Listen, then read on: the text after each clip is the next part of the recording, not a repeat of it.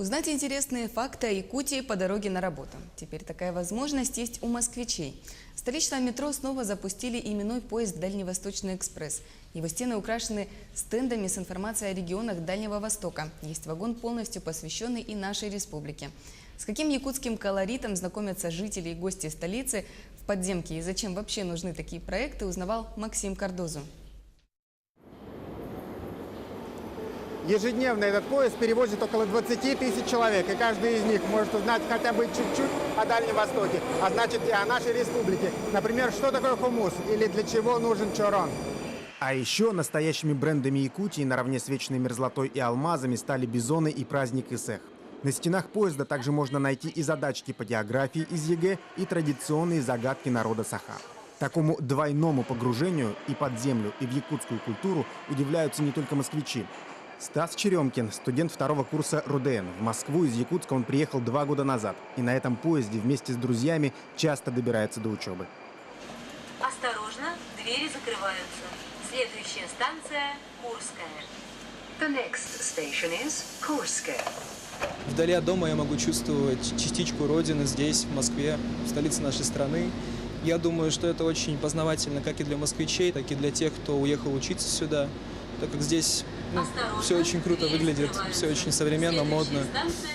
Дальневосточный экспресс исправно катит по рельсам около 5 месяцев. Главная его задача – это реклама самого отдаленного российского региона. Здесь можно узнать не только про белых медведей и камчатские гейзеры, но и про дальневосточный гектар и о льготах для молодых специалистов.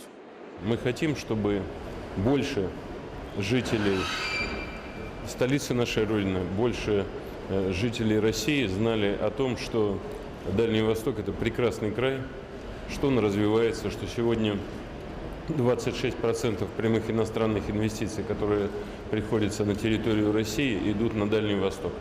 В скором времени этот состав может измениться. В конце прошлого года в нашей дальневосточной семье произошло пополнение.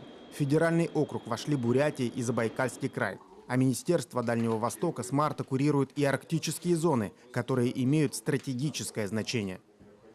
Естественно, развитие всей страны невозможно без развития Арктики. Это и природные богатства, это и богатство, в том числе с точки зрения сохранения уникального экологического наследства, которое у нас как раз есть, богатство, которое у нас есть в Арктике в стране.